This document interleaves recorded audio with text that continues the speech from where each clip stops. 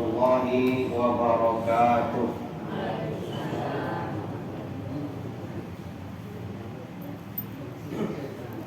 Alhamdulillahilladzi ahyana ba'dama amatana wa ilaihin nusyur.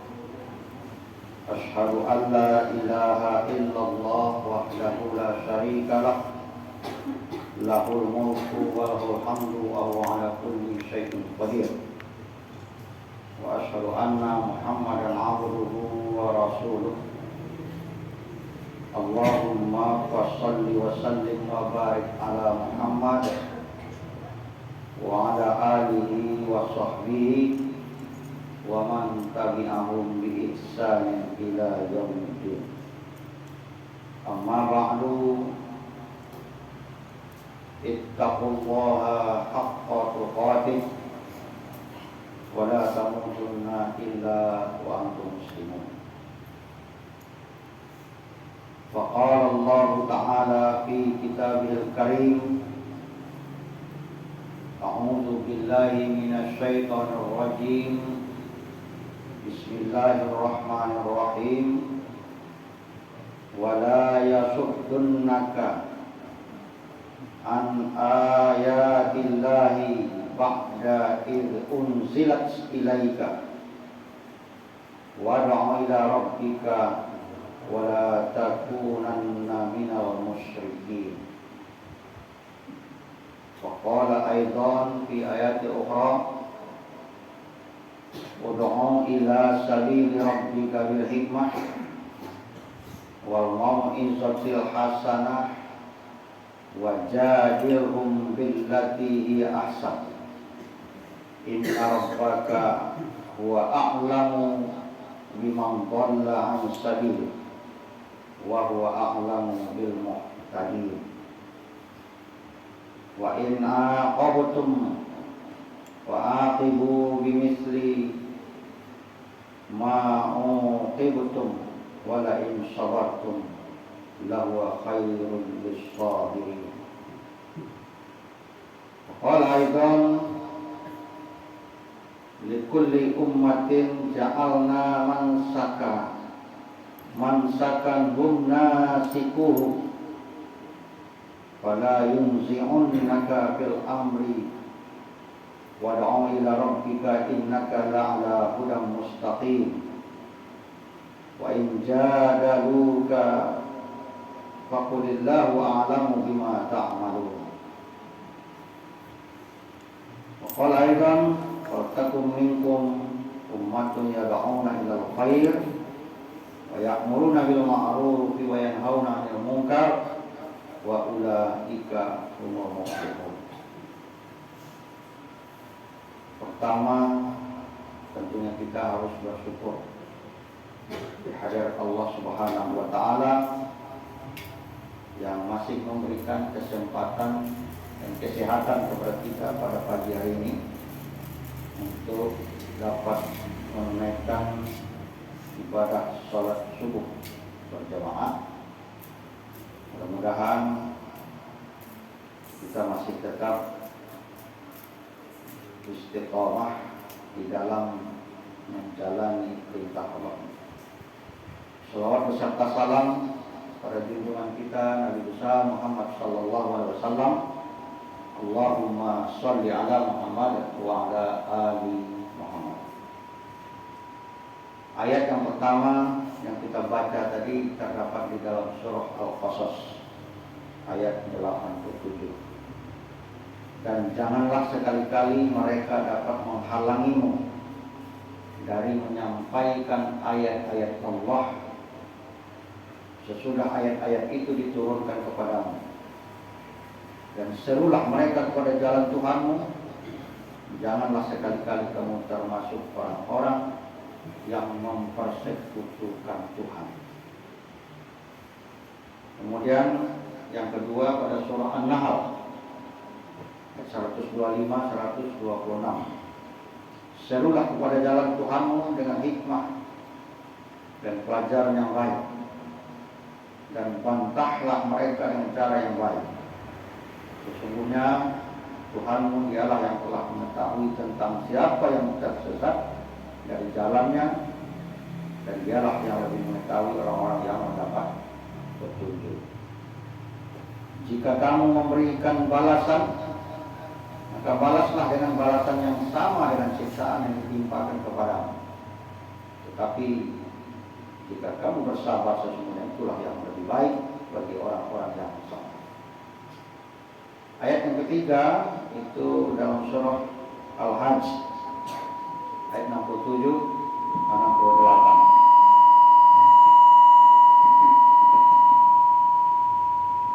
Bagi tiap-tiap umat telah kami tetapkan syariat tertentu yang mereka lakukan. Maka janganlah sekali-kali mereka membantah kamu dalam urusan syariah ini, dan serulah kepada agama Tuhan. Sesungguhnya kamu benar-benar berada pada jalan yang lurus. Dan jika mereka membantah kamu, maka katakanlah Allah lebih mengetahui tentang apa yang kamu kerjakan.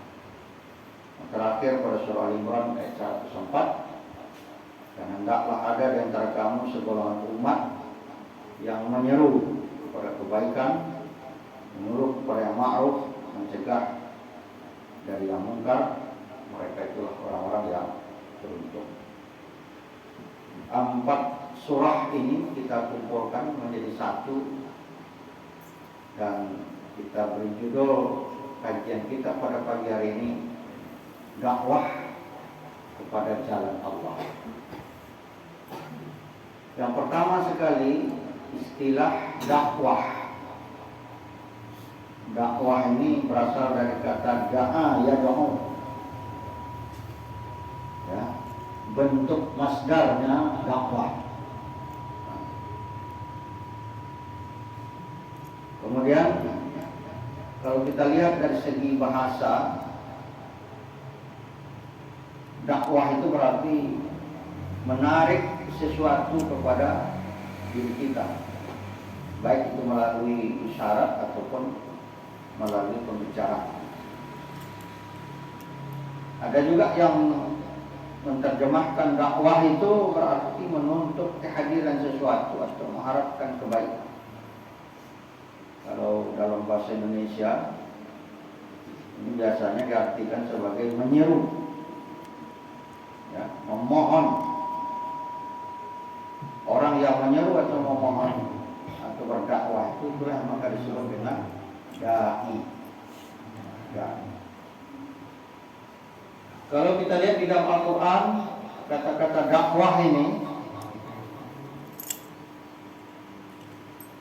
dengan berbagai macam kata turunannya itu diulang sampai 212 kali. Begitu seringnya diulang. Begitu pentingnya persoalan dakwah ini, sampai diulang oleh Allah 212 kali, yang tersebar di berbagai surah dan ayat dengan arti yang beragam. Kemudian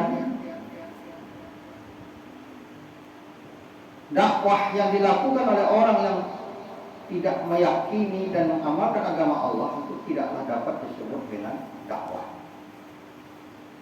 Kalau ada orang yang tidak muslim menyampaikan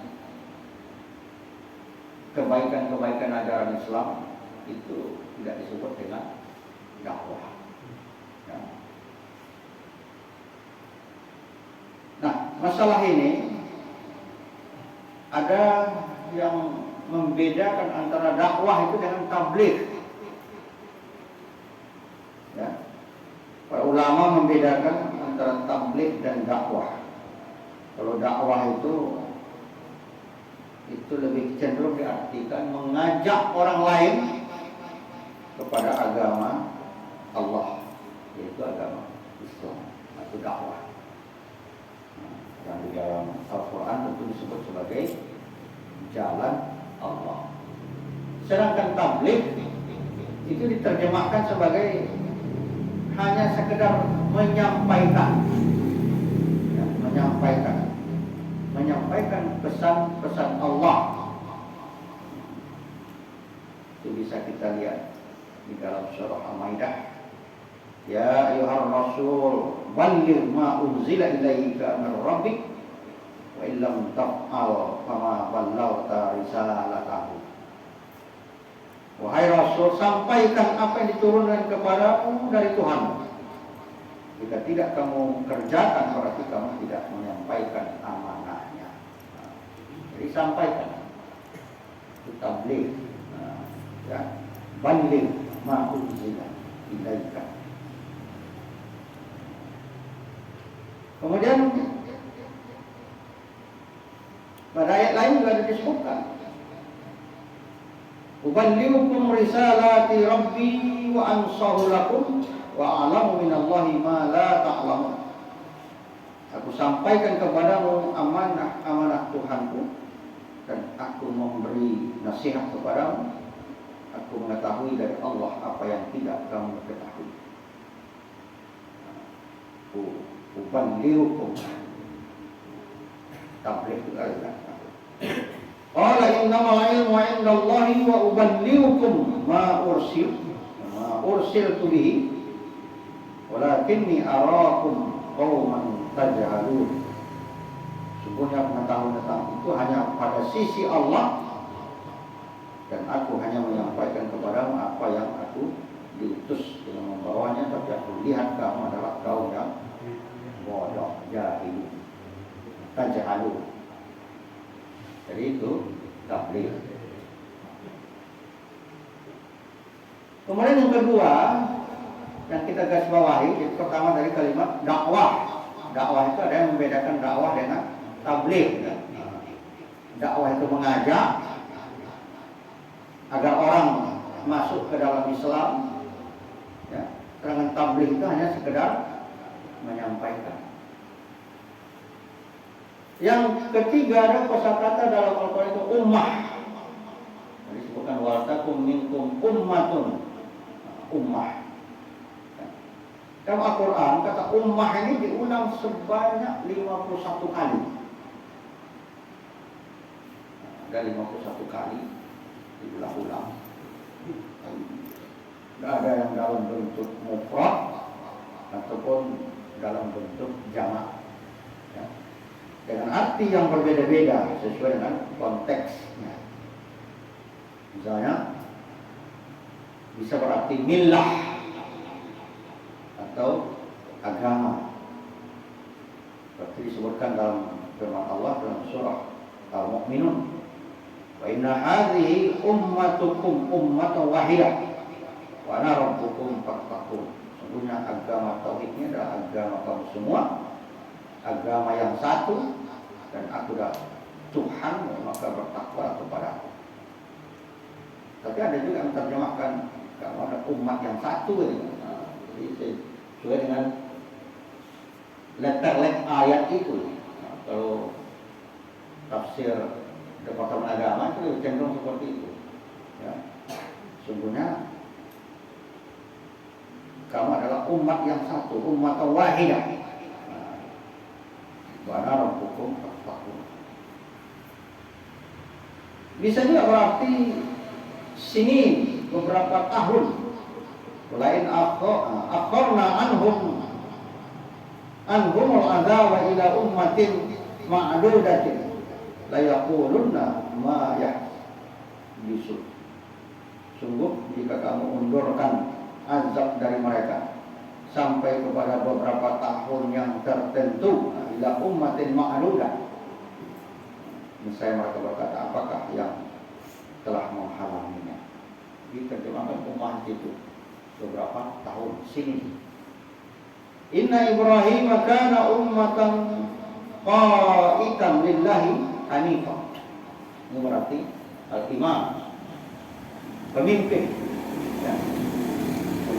Ibrahim adalah seorang imam atau pemimpin yang dapat dijadikan teladan, lagi patuh kepada Allah dan saleh.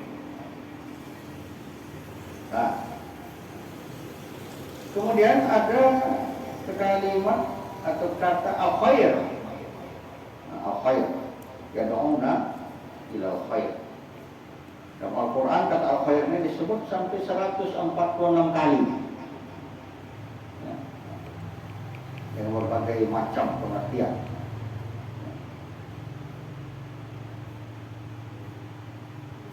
Dan di dalam hal ini ada yang menerjemahkan berarti harta, ada juga yang menerjemahkan iman, dan ada juga berarti Islam. Islam. Kalau yang berarti harta, kutiba alaikum idza hadara ahadukum al-maut in taraka khairan wasiyah lil walidain. Berarti harta. Kalau yang berarti iman, walau alimallahu fihim khairan li asma'ahum. Kalau yang berarti Islam, itulah dia yad'una ilal khair. Jadi mengajak, menyeru kepada Islam. Terus ada kalimat al-ma'ruf. Mana bedanya? Ada al-ma'ruf, ada al-khair. Dalam Al-Quran kata al-ma'ruf ini dengan berbagai kata turunannya itu diulang sebanyak 71 kali yang tersebut di beberapa surah dan ayat.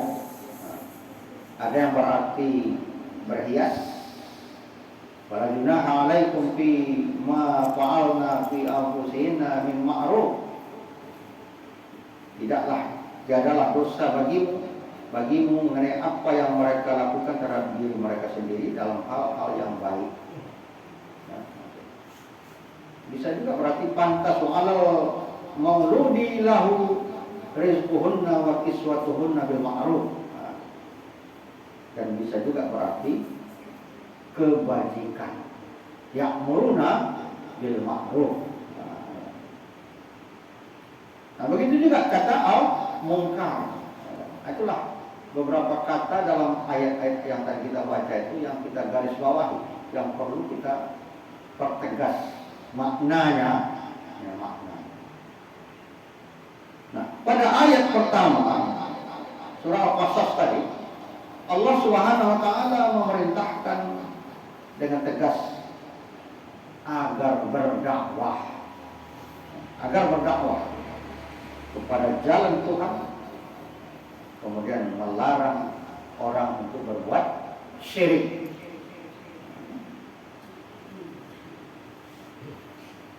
Demikian juga pada ayat kedua, ud'u ila sabili rabbika bil hikmah itu. Ayat ketiga juga demikian. Jadi jelas istilah dakwah ini telah dipergunakan di dalam Al-Quran sejak Rasulullah SAW berada di kota Makkah, yaitu sebelum hijrah ke Madinah. Dan pada ayat yang keempat,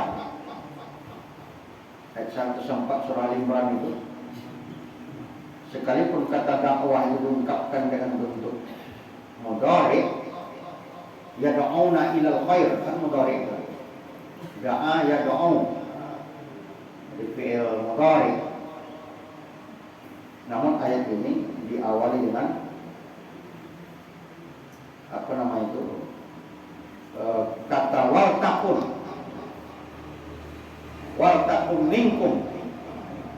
Maka ayat ini mengandung perintah. Ayatnya mengandung perintah yang apa namanya, menunjukkan kepada wujud atau wajib. Kemudian kalau kita lihat, Allah memerintahkan kepada kaum mukminin untuk menyempurnakan,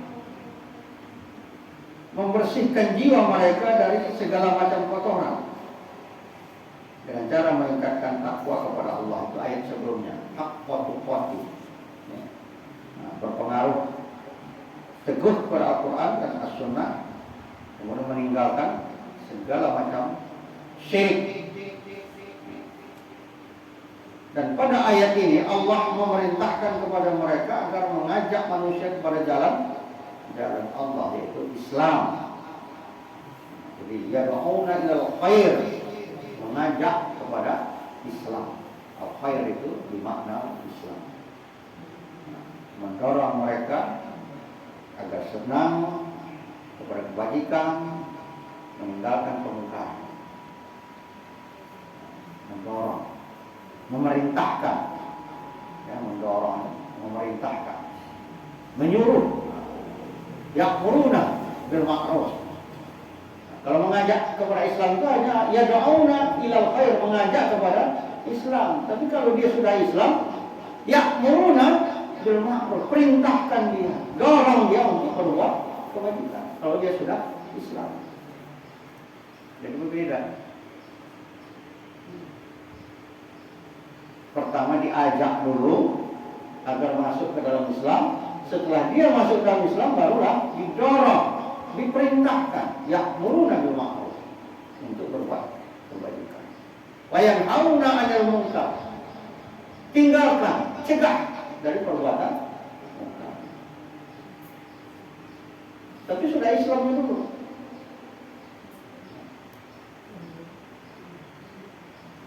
Jadi itu tahapan dakwah itu yang dilakukan oleh Rasulullah Sallallahu Alaihi Wasallam. Para mufassir berbeda pendapat mengenai makna minkum. Ada yang berpendapat kata-kata atau huruf min itu punya arti bayaniyah. Bayaniyah itu keterangan. Sehingga ayat itu berarti hendaklah kamu sekalian menyeru berdakwah agar mereka berbuat kebajikan. Sedangkan ulama seperti Muhammad Abdul, dia berpendapat bahwa huruf min itu mempunyai arti tabain, sebagian. Sehingga dia berpendapat hendaklah sebagian di antara kamu menyeru untuk berbuat kebajikan. Jadi itu perbedaan pendapat dari para ulama. Ada yang menyebutkan ini bayaniyah, ada yang menyebutkan tabain. Bayaniyah itu berarti tadi keterangan.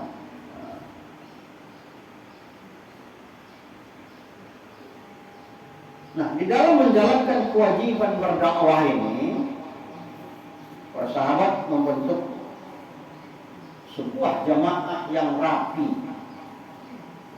Ya, para sahabat membentuk sebuah jamaah yang rapi,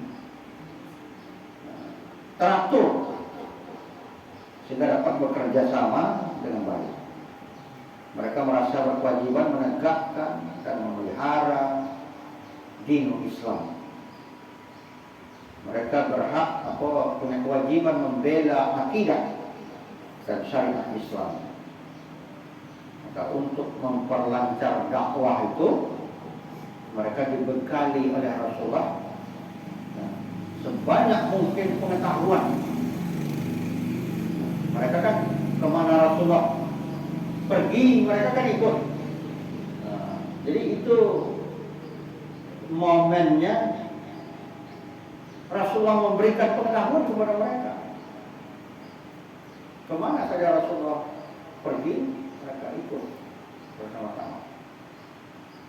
Maka orang yang paling sering ikut dengan Rasul itu paling banyak ilmunya tentang Islam. Nah, mereka adalah pertama para khulafaur rasyidin.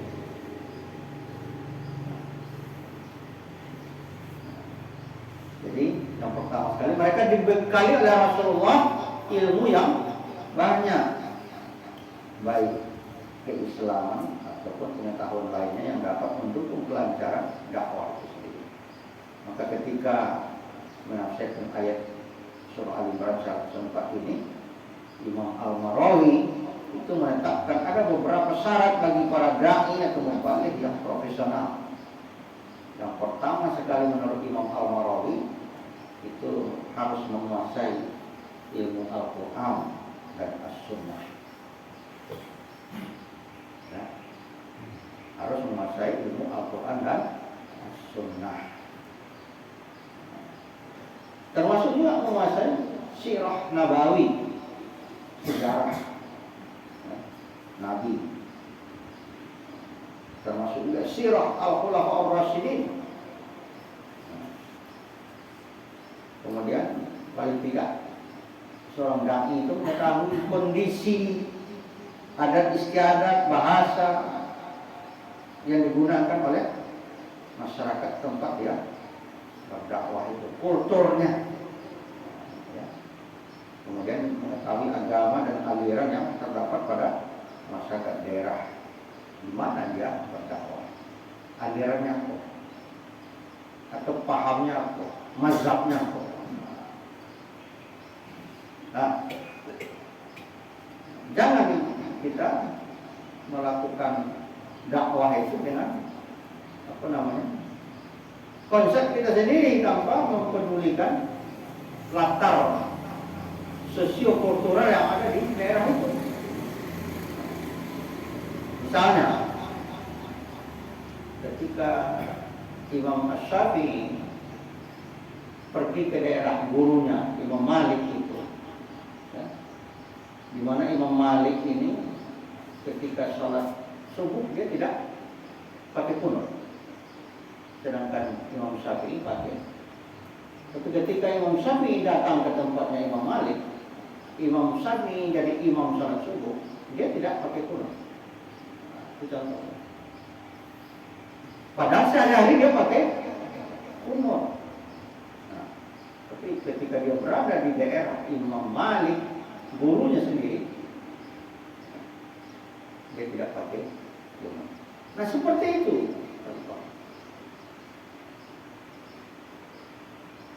Dakwahnya seperti itulah yang harus kita tegakkan. Nanti kita tahu situasi dan kondisinya. Misal,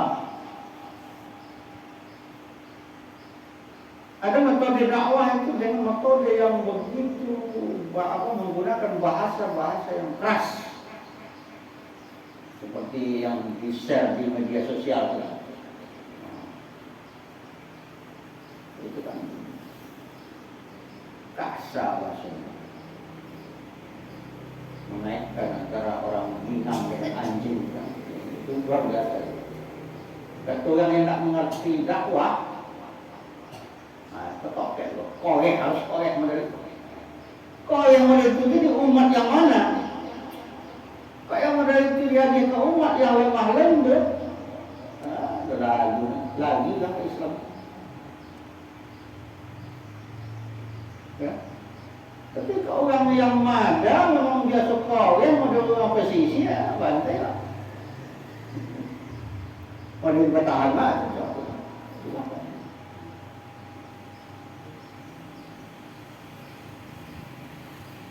Kadang olah korek model itu ada tanggung kurang korek Ustaz ya. Ada itu olah korek ini gue ada tamu komentar kurang korek Ustaz. Luar biasa. Jadi lebih korek itu model apa kita nggak tahu.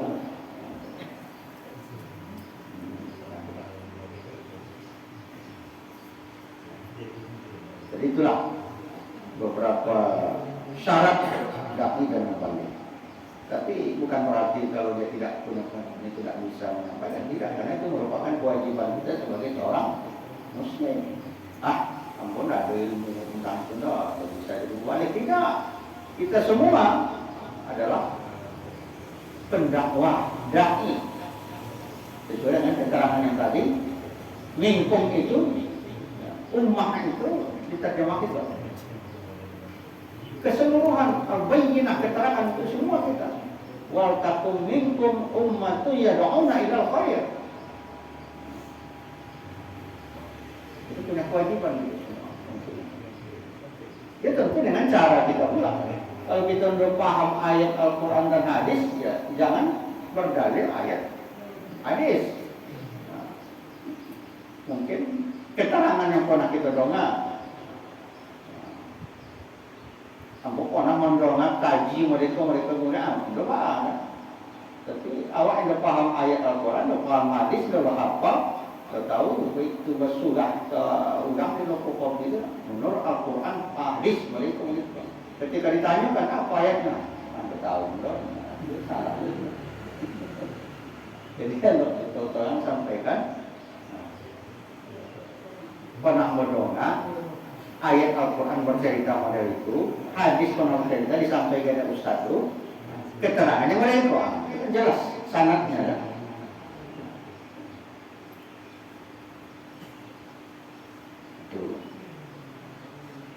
Dan merupakan tugas kita untuk menyiapkan itu, menyiapkan tenaga dai yang akan menjadi pelaku dakwah. Kalau lana para min kulli firqatin minhum ta'ifah yatafakkaru fid din wa yunziru qawmahum idza raja'u ilaihim la'allahum yahdharun. Hendaklah pergi dari setiap golongan di antara mereka satu kelompok untuk memperdalam pengetahuan tentang agama. Nah, jangan urusan dunia sesalah-salahnya, tapi hendaklah ada yang memperdalam agama dan memberi peringatan kepada kaumnya apabila mereka telah kembali kepadanya supaya mereka dapat menjaga dirinya. Itu perintah.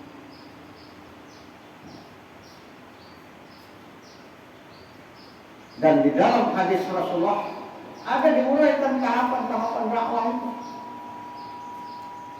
Indomain hantam promosi gitu kan. Ada tahapan-tahapannya. Misalnya dalam hadis Rasulullah sebutkan, man ra'a minkum munkaran falyughayyirhu biyadihi. Barang siapa yang melihat kemungkaran, maka hendaklah dia berusaha untuk merubahnya. Dengan apa merubahnya? Biyadihi, dengan tangannya, dengan kekuasaannya, dengan pengaruhnya. Nah, orang tua terhadap anaknya, mama terhadap kemenakannya. Jangan pakai tangannya. Kemenakan yang membuat mabuk-mabukan, berzina, untuk ada orang itu kan.